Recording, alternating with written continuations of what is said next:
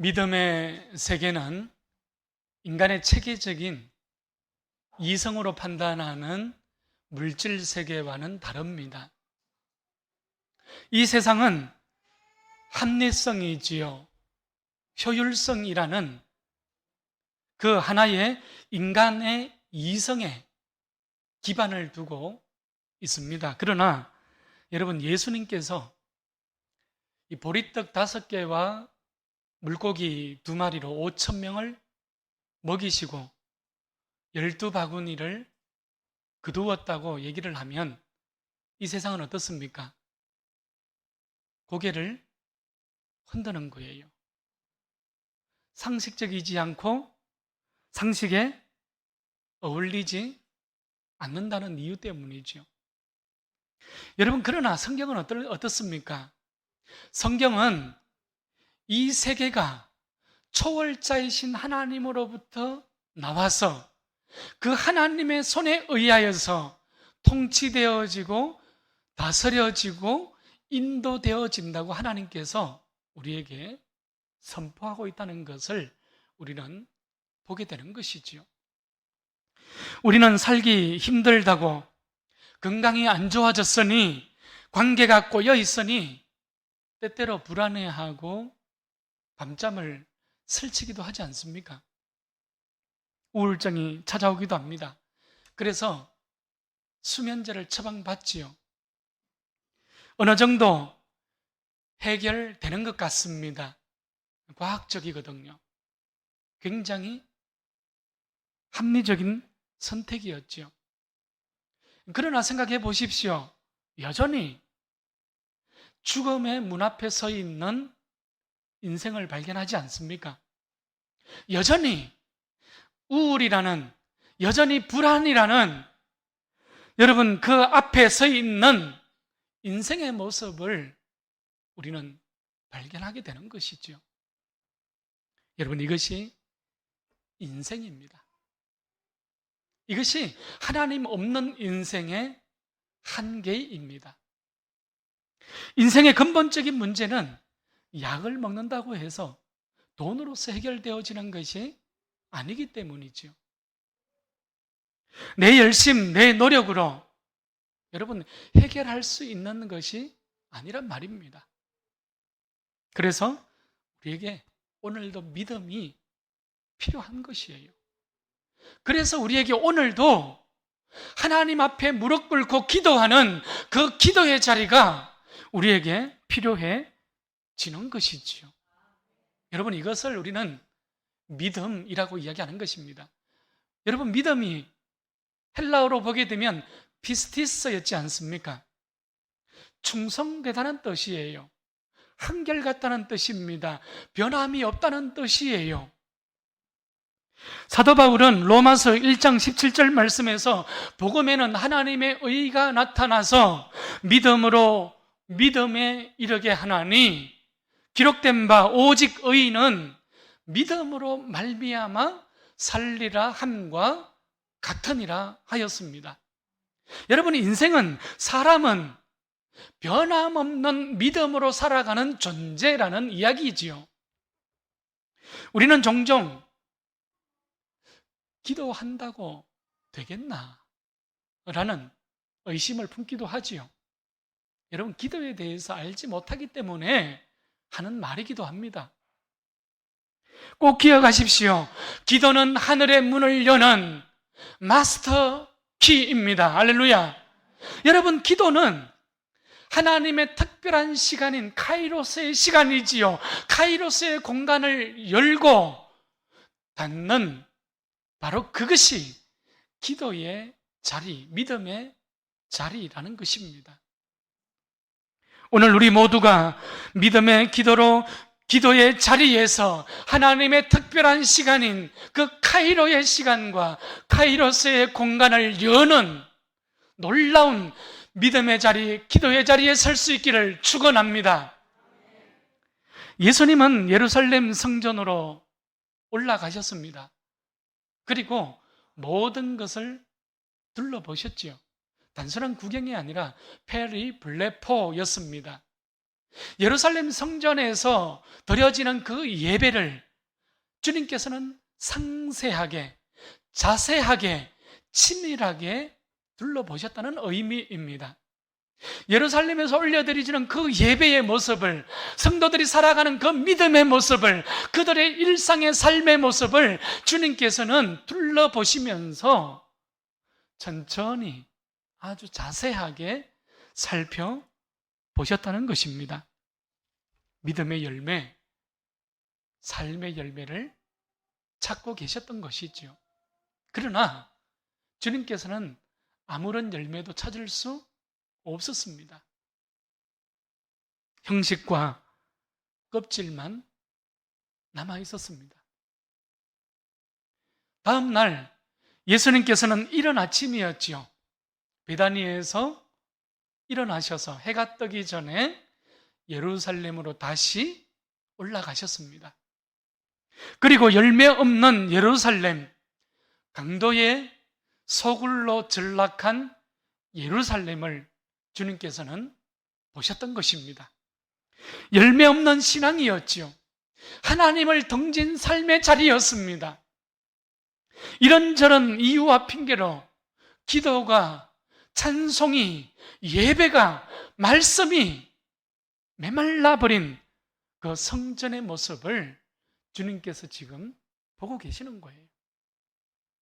변질된 신앙의 모습이지요. 변질된 삶의 모습입니다. 변질된 교회의 모습을 우리 주님께서 지금 보고 계신 것입니다. 여러분, 로키라는 영화를 아마도 보셨을 것입니다. 권투 선수였던 이 로키의 인생 이야기를 그린 한 편의 영화이지요. 밑바닥 인생에서 살던 그 무명의 복서였지요. 이 로키가 생각지도 못한 기회를 얻어서 챔피언과의 매치에서 명승부를 펼치게 됩니다. 바로 이 순간이 로키가 챔피언이 되는 순간이지요. 그는 점점 명성을 쌓아갔지요. 자, 그런데 한편으로는 복서로서의 거친 야성입니다. 복서로서 가지고 있어야 할 투지이지요. 이 야성과 투지라는 두 가지의 모습을 점점 내려놓고 상실해 가고 있었던 거예요. 그러자 트레이너였던 미키가 따끔한 충고를 하지요. 복서에게 가장 나쁜 것은 길들여지는 것이야. 지금 너의 모습이 바로 그 모습이거든. 이렇게 충고한 것입니다. 여러분, 의미심장한 충고입니다. 저는 대단히 본질적인 충고라는 생각이 들었습니다. 여러분, 지금 예수님께서 내 믿음을 보시고 예수님께서 내 기도의 자리, 내 예배의 자리에 오셔서 오늘 우리에게 너무 길들여졌다고 말씀하실까 봐 심히 두려운 것이죠. 여러분, 믿음이 세상에 길들여지면 변질된 신앙으로 나아갈 수밖에 없는 것이에요. 여러분, 믿음이 세상에 길들여져서 변질된 신앙이 주어지면 그 변질된 신앙은 변질된 삶으로 드러나게 되지요. 변질된 신앙은 변질된 교회 공동체의 모습으로 나타나게 되는 것입니다. 오늘 말씀 15절을 보십시오. 예수께서 성전에 들어가사 성전 안에서 매매하는 자들을 내쫓으시며 돈 바꾸는 자들의 상과 비둘기 파는 자들의 의자를 둘러 엎으시며, 마가는 지금 이른 아침에 예루살렘에 올라오신 예수님께서 매우 분노하셨다는 것을 지금 우리에게 이런 모습으로 기록해주고 있는 거예요. 여러분, 의분이었죠.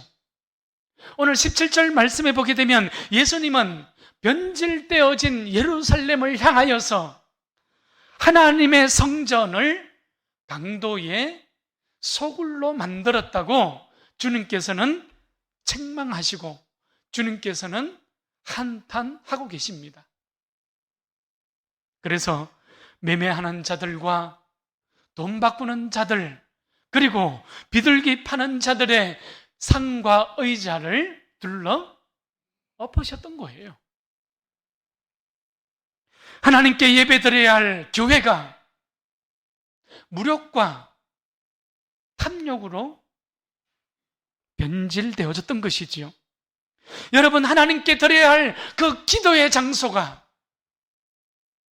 자신의 이권을 챙기는 그런 장소로 전락했던 것입니다. 오직 하나님을 향하여 예배하고 하나님을 향하여 찬송과 기도와 예배의 소리로 풍성해야 할 그 예배의 장소 예루살렘이 이제는 장사하는 소리로, 자신들의 이권을 챙기는 소리로 시끌벅적해서 흘러 넘쳤던 것이지요. 교회의 세속화의 모습입니다. 더 이상 그곳에 진실한 예배가 고백되어지지 않아요. 더 이상 그곳에서 회개의 눈물이 찾아볼 수 없게 된 것입니다. 교회에 찾아온 영적 위기입니다. 왜 합리적인 이유가 없었겠습니까? 왜 여러분 효율적인 핑계가 없었겠습니까? 실제로 당시에 사람들이 멀리에서부터 예루살렘으로 와서 하나님께 예배드리기 위해서는 여러분 그곳에서 순례자들을 위해 환전과 재물들을 파는 일들이 필요했던 것이지요. 그러나 하나님의 눈을 가릴 수 있겠습니까? 없습니다. 예수님은 이런 연유들로 예배를 예배되게 하지 못하는 바리새인들과 제사장과 서기관들을 향하여서 그들을 지금 주의 깊게 자세하게 지금 보고 계셨던 것입니다. 교회를 교회되게 하지 못하는 변질된 신앙의 형태를 주님께서 지금 보고 계셨던 것이지요. 그래서 구약성경 이사야 56장 7절 말씀을 예수님께서 인용하시면서 이렇게 말씀하십니다. 기록된 바 내 집은 만민이 기도하는 집이라 칭함을 받으리라고 하지 아니하였느냐. 너희는 강도의 소굴로 만들었도다 하시면서 지금 주님께서 탄식하고 있는 그 장면을 마가는 오늘 본문에서 기록하고 있는 것입니다. 이런 교회는 모름지기 기도하는 곳이어야 합니다. 할렐루야. 여러분, 성도가 기도하지 않으면 영적 타락이 시작되기 때문에 그런 거예요. 기도가 없으면 인간의 탐욕이 나를 이기기 때문입니다. 저는 우리 넓은 교회가 만민이 기도하는 교회가 될 수 있기를 축복합니다. 여러분, 누구나 이곳에 와서 하나님을 향하여 거룩한 두 손을 올려드리고 그들의 눈에서 회개의 눈물이 쏟아지고 누구나 이곳에 와서 하늘을 닮는 거룩한 그릇으로 세워질 수 있기를 바랍니다. 여러분, 그래서 성도는 기도로 세상을 이기는 거예요. 그래서 성도는 기도로 탐욕을 이기고 기도로 승리하는 삶을 살아가는 존재인 것입니다. 우리가 잘 알고 있듯이 교회라는 것은 이 벽돌을 쌓아 올린 이 건물을 이야기한다기보다는 믿는 성도의 무리지 않습니까? 하나님께로부터 부름받은 그 성도들의 공동체를 가리키는 용어가 교회였지 않습니까? 에클레시아였죠. 하나님께서 나를 선택하시고 하나님께서 나를 부르시고 하나님께서 성령으로 나에게 충만하게 충만하게 부어주신 여러분, 이 사실을 믿고 이 사실을 확신하는 바로 그 믿음의 공동체, 확신의 공동체가 교회이지 않습니까? 교회는 단순히 혈연 공동체가 아닙니다. 교회는 이 공동체가 아니에요. 여러분, 오히려 교회는 세상을 향하여서 거슬러 살아가는, 거슬러서 하나님을 향하고자 하는 생명의 공동체지요, 거룩한 공동체지요, 이 땅을 향하여서 자신을 내어줄 줄 아는 가난한 공동체여야 한다는 것을 성경은 우리에게 끊임없이 말씀하고 있는 것입니다. 그것이 교회요, 그것이 에클레시아입니다. 그래서 교회는 어떤 인간의 스스로의 결단이나 스스로의 의지로 세워진 공동체가 아닙니다. 하나님의 결단이지요.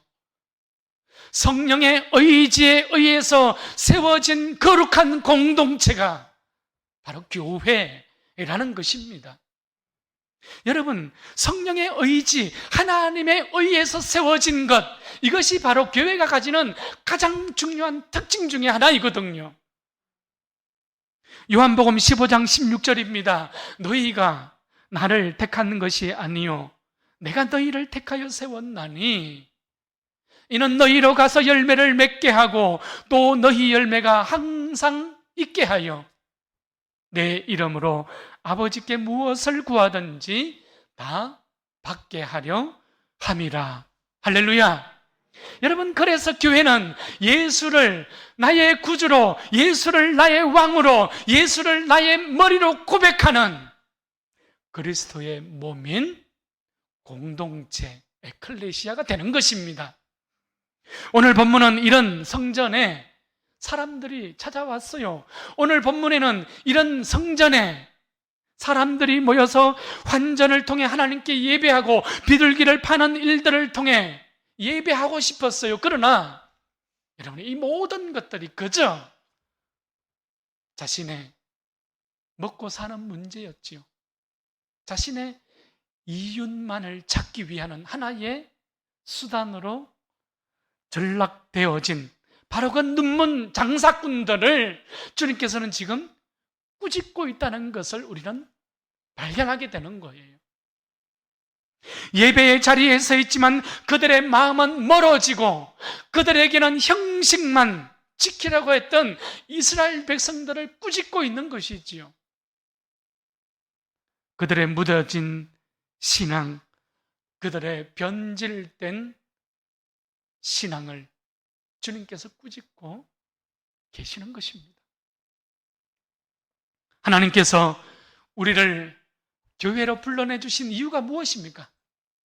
하나님께서 우리를 하여금 교회로 불러내어 주신 그 목적이 무엇입니까?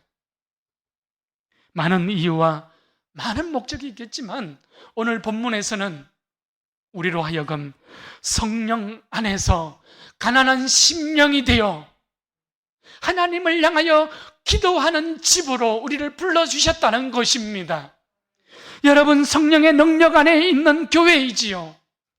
우리 늘 부른 교회가 성령의 능력 안에 있는 거룩한 교회가 되고 성령의 능력 안에서 하나님 앞에 세워져서 가난한 마음으로 기도할 줄 아는, 이 세상을 향하여서 두 손을 펴고 중보할 줄 아는 거룩한 교회가 될 수 있기를 축원합니다. 여러분, 말씀을 정리합니다. 우리는 어떻게 하면 교회를 교회되게 하고 또한 우리는 무엇을 소망하며 기도해도 좋을까요? 여러분, 처음 이 땅에 세워진 교회는 이미였죠. already였습니다. 이미 이 땅에 오신 예수 그리스도를 예배하였습니다. 또한 yet, 그러나 아직이지요. 여러분, 예수께서 선포한 그 하나님의 나라를 기억하면서 다시 오실 예수님, 다시 이 땅 가운데에 세워질 하나님의 나라를 기다리면서 세상을 섬기고 세상을 향하여 선교하는 부름받은 공동체, 구원의 공동체로 섰던 것입니다. 하나님의 마지막 시대를 여러분 고대하면서 종말론적인 공동체로 세워졌던 교회가 사도행전에 나오는 초대교회의 모습이었던 것이지요. 그때의 성도들은 종말론적인 신앙의 자리에서 주님과 동행하였다는 것입니다. 1796년 18세기 말에 제임스 맥그리디 목사는 미국 켄터키주에서 목회를 했던 목사였습니다. 당시 이 켄터키는 마치 소돔과 고모라 성을 방불케 할 정도로 타락하고 죄악이 가득했던 그런 도시였다고 고백을 합니다. 제임스 목사는 역대하 7장 14절 그 말씀을 붙들고 지역을 품고 기도하기 시작한 거예요. 내 이름으로 일컫는 내 백성이 그들의 악한 길에서 떠나 스스로 낮추고 기도하여 내 얼굴을 찾으면 내가 하늘에서 듣고 그들의 죄를 사하고 그들의 땅을 고칠지라. 여러분, 두 손을 들고 주님 앞에 회개의 눈물을 흘렸던 그 자리에서 놀라운 부흥이 일어나기 시작했던 거예요.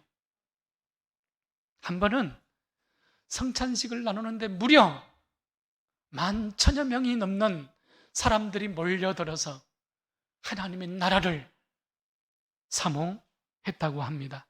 뿐만 아니라 그 땅에 가득했던 그 죄악들이 가정에서 마을에서 하나씩 사라지기 시작했다는 것입니다. 할렐루야.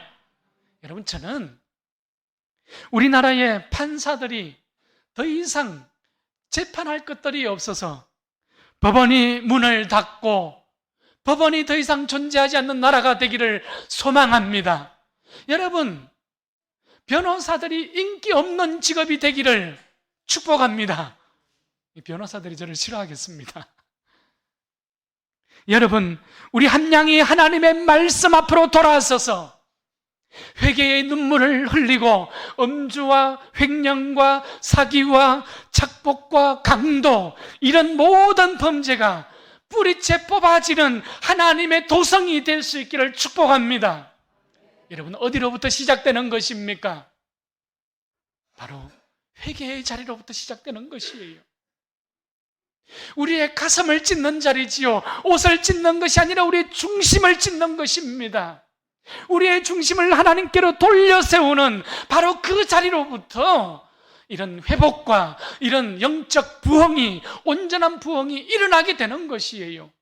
하나님을 찾는 자리지요, 회개의 눈물을 흘리는 자리지요, 기도의 자리로부터 일어나는 기적의 역사들이지 않겠습니까?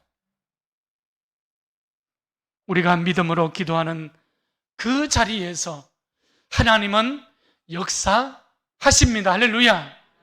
여러분, 하나님을 찾고 하나님을 바라는 그 믿음의 자리에서 우리는 하나님의 새 역사를 경험하게 될 것입니다. 먼저는 우리의 죄를 자복하십시다. 그리고 또한 우리의 이웃의 죄악을 주님 앞에 중보하며 주님께 내어 드려야 합니다. 하나님의 긍휼을 구하며 내가 기도의 자리에 서면 되는 것입니다. 여러분, 그래서 우리는 오늘도 고백하는 거예요. 기도하면 되고, 기도하면 성공하고, 기도하면 사는 것입니다. 할렐루야. 여러분, 이 고백의 자리를 잊지 마시고 포기하지 않기를 바랍니다. 여러분, 기도로 소망의 문을 여는 우리 모두가 될 수 있기를 축원합니다. 그리스도인은 복된 소망을 기다리는 사람들이지요. 디도서 2장 13절 말씀입니다. 복스러운 소망과 우리의 크신 하나님 구주 예수 그리스도의 영광이 나타나심을 기다리게 하셨으니 선한 일을 열심히 하는 자기 백성이 되게 하려 하심이러라. 여러분, 타락한 이 시대입니다. 하나님이 없는 시대예요. 어두운 시대가 되어졌습니다. 이러한 가운데에 교회를 교회되게 하는, 하나님을 하나님 되게 하는 우리 모두의 믿음의 행진이 회복의 자리에서 주님과 동행할 줄 아는 복된 교회, 복된 성도들의 발걸음이 될 수 있기를 축원합니다.